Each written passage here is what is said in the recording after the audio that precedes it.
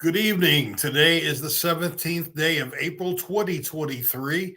And coming up tonight, we've got a whole lot to talk about. Everything from Disney to DeSantis to Ryan Walters and homelessness. It's a full show tonight, and I'm counting on you to join us in our conversation. It's all happening this evening on the Hamilton Report.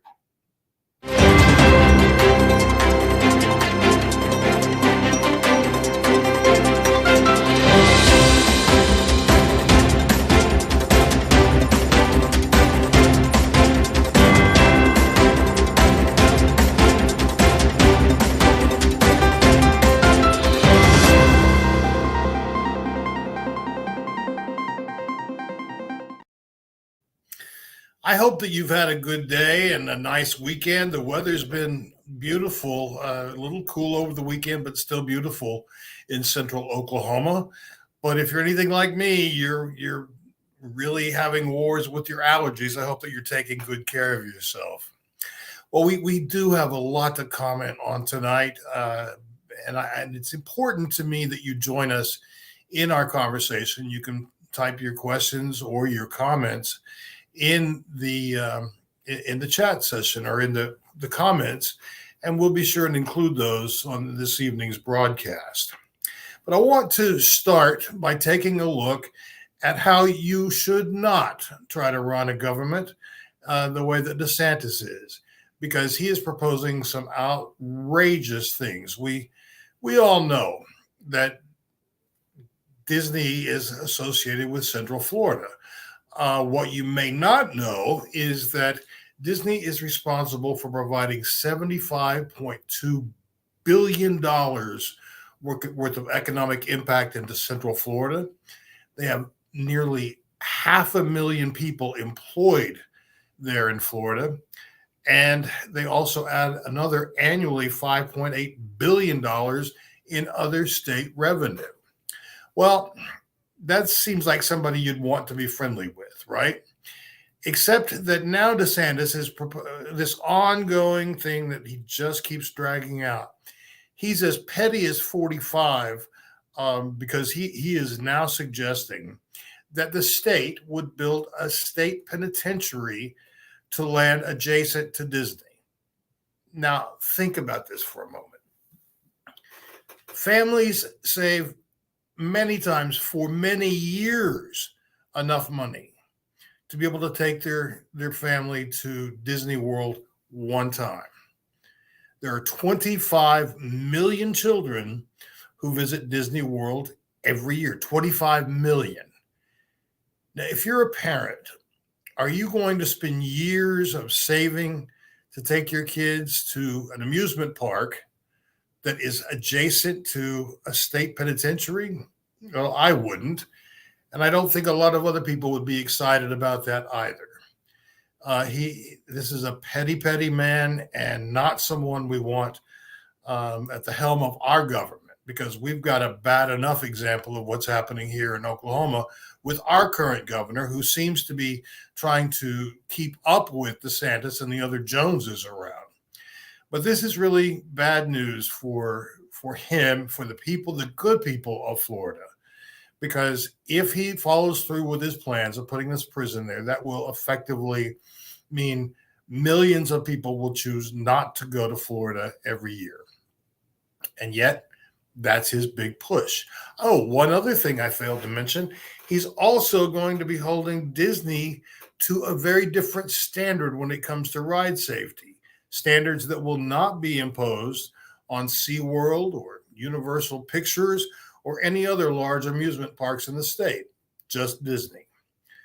And that's kind of the way that our governor is doing things in Oklahoma as well. Things that are cloak and dagger in the secret of night, the same way that DeSantis signed a bill into legislation after 11 o'clock at night that effectively eliminates all abortion in the state.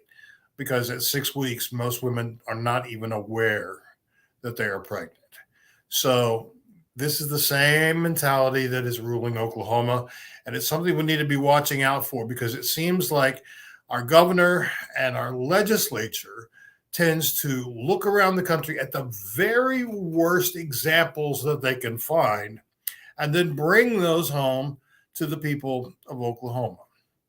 It hasn't worked out very well, not for us and not for generations to come. So we've got to keep an eye on what's happening, not just here, but literally around the country, because the worst of the worst somehow always makes its way back into our state. Still staying out of state for a moment, I'm sure that you've read about a young man who was shot this weekend. He was simply going to a house to pick up his twin younger siblings. And in the process of knocking on the wrong door, this young man was shot in the head. And then when he fell down, he was shot in the arm.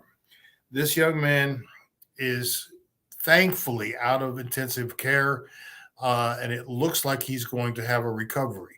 I want to point out that this kid is remarkable, a straight A student. Ralph is also in the school orchestra, and by all accounts, he's a good guy. And for this to happen because he knocked on the wrong door. Well, today it's been announced that the perpetrator of that shooting has been arrested for 2 felonies, neither of which, though, was attempted murder or even manslaughter. So it doesn't make any sense to me. But here we are again, talking again about guns again. And friends, we devoted a whole show a couple of weeks ago talking about gun violence in the state of Oklahoma and the state of our nation. And just this morning, the Daily Mail out of the UK published a story about the NRA and how children as young as 6 are going to these NRA meetings with gun in hand at 6 years old. Now, as someone pointed out to me today, a 6-year-old doesn't even know the difference between a real gun and a toy gun. We are creating a greater problem instead of addressing the problem where it is today. Guns are fine. Again, I'm not saying no guns in this country. I'm saying we have got to be common sense people. We've got to legislate common sense gun laws. And all of this talk about protecting the Second Amendment, well, that's fine. But we also have a moral obligation to respect and to take care of the lives of our children. Because a society that does not take care of their kids is not long for this world. We've got to do better. And the only way we can change things is when we elect more Democrats into office who can really make a difference. Now, thank you, Jana. Jana just posted here, 4 dead and 25 wounded this past weekend in Alabama at a Sweet 16 party. I heard an interview today with one of the party goers, and he said, I don't understand this. Never in my life could I have imagined this, because everyone in this town knows everybody else, and we love each other. We get along well. There's still no one captured in that arrest, and no clue as to who is responsible. Last weekend alone, 25 children, probably Saturday alone, 25 children were murdered in this country by handguns. That's something to pay attention to. I'm not going to spend a lot of time on this tonight because, as I said, we've covered this a couple of weeks ago, and I was thrilled to have as many people participating in that discussion as were, particularly the folks from Moms Demand Action. So I'm appreciative of that, but we have to keep this conversation going, because if we don't, and if we let up for 1 minute, the greater the list of murdered kids is going to grow in this country. And frankly, I am tired of having that discussion every single week. Well, some good news, at least good news to me. there is no settlement with Dominion and Fox News, which means that trial gets underway tomorrow.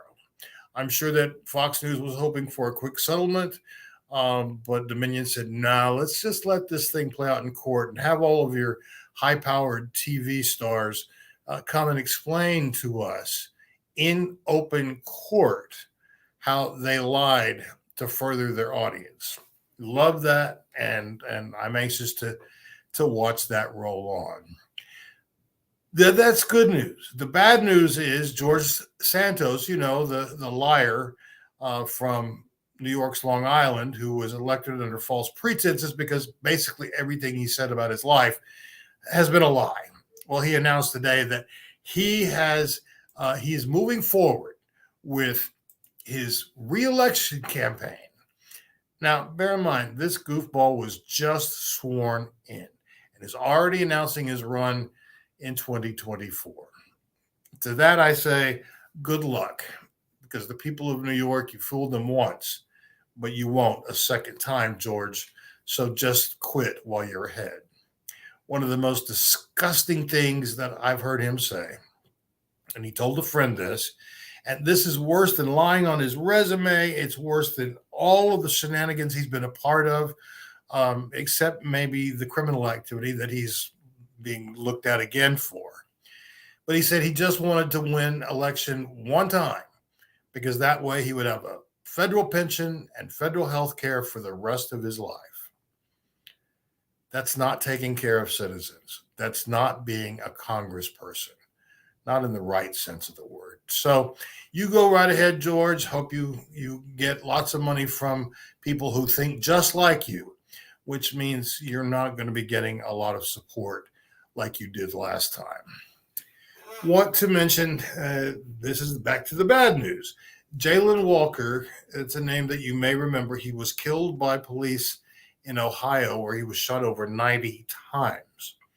A grand jury has decided not to indict the officers responsible for this young man's death. That's in Akron. And when this incident happened, riots erupted all over that city. And so I'm praying that tonight there will be peace there, certainly protests. I would expect there to be protests, and I would certainly join one.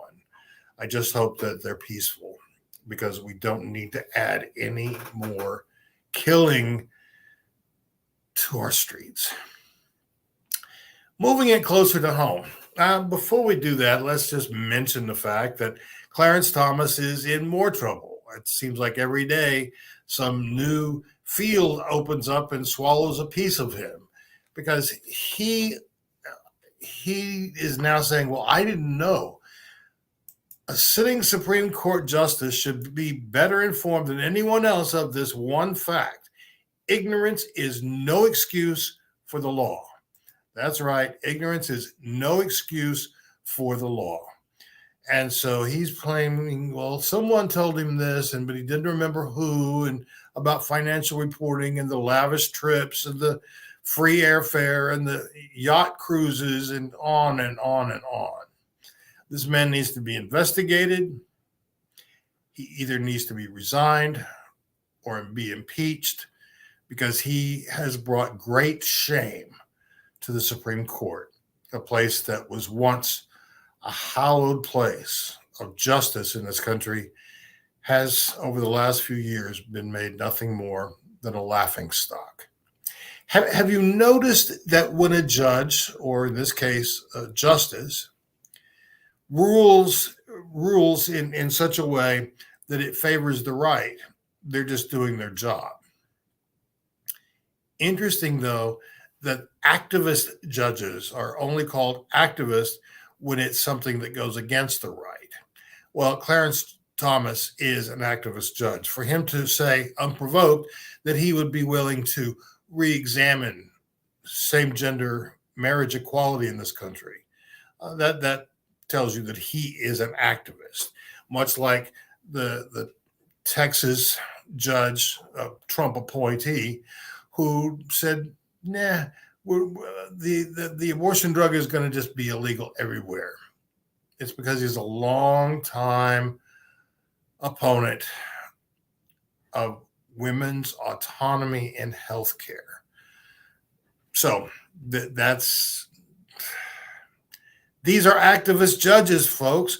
We've got to make our voices heard, not just at the ballot box, but when it comes time to look at justices for the Supreme Court or any federal judge, we've got to be talking to our senators because they are the ones that have the power to hold up a nomination or to let it pass through. Now, I know that both of our senators from Oklahoma are tone deaf to the needs of the people. They don't care, but still they have to log all their calls. So I'm going to encourage you to put their numbers in your phone and call their offices. Call their offices in Oklahoma, call their offices in DC. And while you're at it, it wouldn't hurt to put some Democrats who are also senators from other states in your phone and call them just to thank them for protecting Americans as opposed to what the other side is trying to do. And as you've heard, DeSantis went to the New York Stock Exchange. Now, this was a bonehead move for several reasons. One is the Republicans in the House have yet to address their own budget. They just keep complaining and whining about the president's budget. And they have not come up with a solution of their own. But DeSantis did go to the floor of the U.S. Stock Exchange today, New York Stock Exchange, and he had this to say while he was there. And this is thanks to our friends at the Lincoln Project.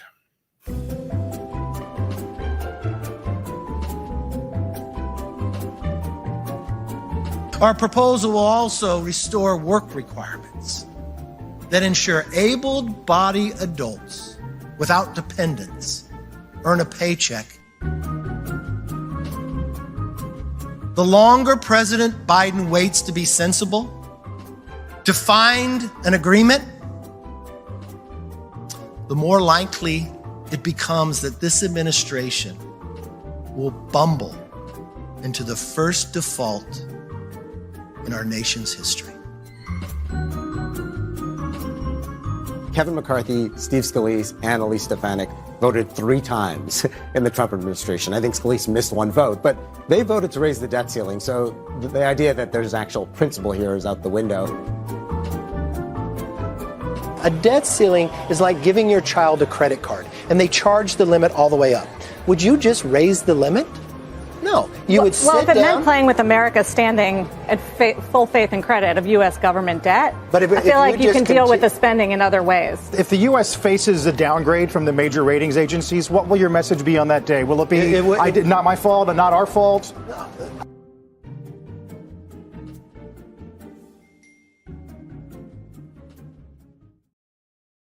Yes, that's the way his day went. Can't run his house, can't keep it in order. He's got perjury trader Green with her hand up his backside, pulling his strings. And so this was just a exercise in futility. Thank you, Janet. You are so good to always tune into the show, and it's always a pleasure to welcome you here. Janet says, I believe I need help. Boy, I do too. And Brenda concurs that, yes, Janet Lewis Harkins, I believed her back then.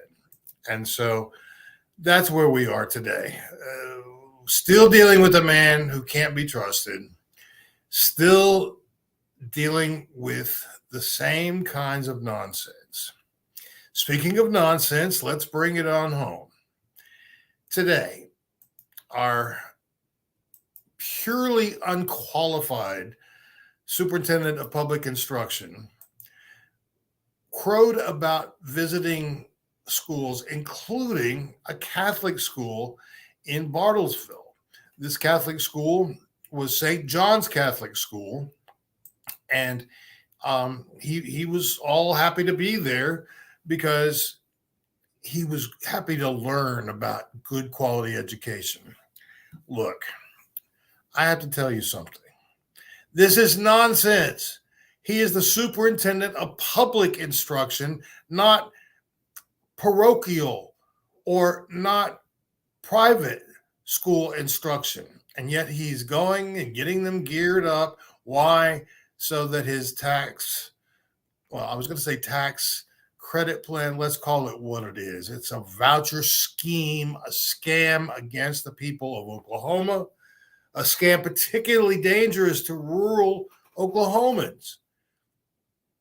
And that's what's happening, lining up all the ducks who can claim these vouchers to enrich their schools or pay for their schools or to pay for part of their schools. I don't care.